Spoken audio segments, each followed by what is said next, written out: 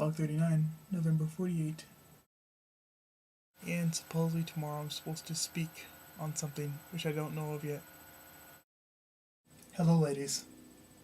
Hello, ladies. I'm the man your man could smell like. I have scrub in my hand. No, wait.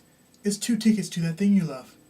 I'm on a horse. Alright, I'm going to try to impersonate Joel Olstein, see if I got it going on here. If you ever find yourself overwhelmed and don't see anything good in your future, get in agreement with God and say, God, I know you've got a good plan. You've got brighter days in store for me up ahead. Ain't that the truth, though? And that's why everyone goes to his church. I'm going to talk to you guys about fear today. A lot of people have phobias. Some have snakes. Some have rubber bands, clowns, the darkness. We have these different fears holding us back. But if you're like some people, like AJ Blosser out there, or other YouTube sensations, you will use these fears to your advantage. You will use them, conquer them, face them, and make yourself a better person. My question today, what is the world coming to? To have a guy like me talk to people like you. I am not... Up until tonight, I was not really a public speaker. But tonight, I kind of feel like one, so there you go. Nonetheless, I'm honored and privileged to talk to you guys tonight. And hopefully you guys will be learning something, being inspired, and maybe entertained and educated. So let's see where this goes. Although it appears differently, I have not always been a fearless person. Throughout my life, looking back, I remember different times where I had trials and tribulations, if you will. And there were times where I was kind of afraid, had fear. And some of these moments weren't that far long ago. First story. First singing experience, doing a solo in a church, I remember, did not go so well. I tell you what, my grandfather, he told me, like, James, will you sing for this service? And it's not like I could say no, but hey, that's my grandfather. I'm not going to be like, no, grandfather, I'm not going to do that. You can go sing in your own... No, I sang. And boy, did I sing. The people there must have had a rough Saturday, or just didn't like boys singing at young ages, so they stared. And when they stared, it was like the daggers in their eyes were piercing right through me. I tell you what, I told some other people this: if eyes could kill, I wouldn't be here talking to you guys today. The way I took those views were like, these people were like, hating on a person, Where's the love? Where is it? I don't know. Okay, so that was one experience where I was like, I'm kind of afraid right now. Who is about to stab me? All jokes aside, it was kind of nervous, being in front of those people where the crowd isn't, applauding you. They're just sitting there, what's going on here?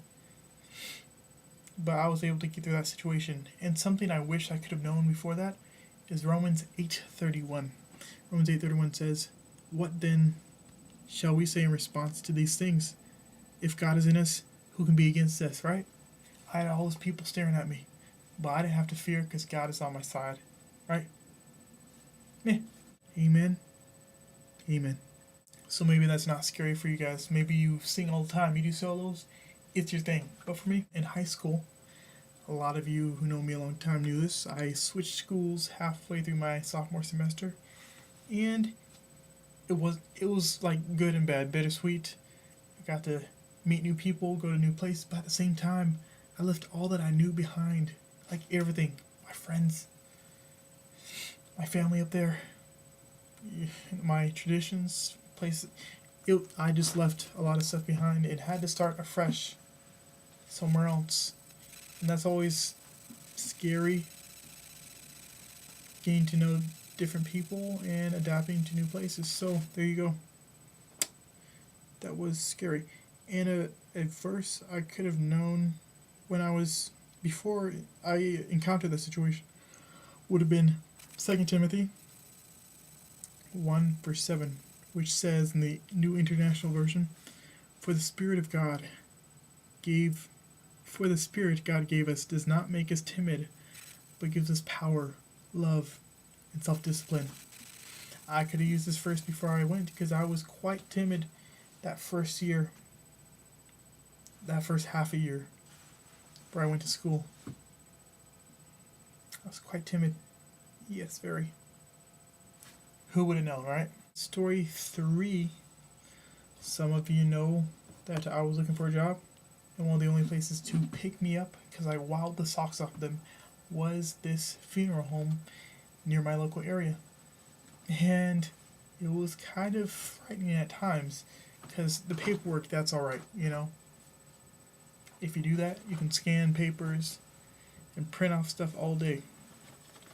But here's where, you know, the paperwork, easy stuff, with the hard stuff. I had to clean chapels, y'all, with cadavers in them. When you have stuff open all up in your face, and maybe two in a room, one in a room, and you're the only one there, you know, where's the fear? Right here. Apprehensive, you know, look around like, man, if something goes down, I'll be the first one out of here. I'll be out of here before the cadaver gets out. You know what I'm saying?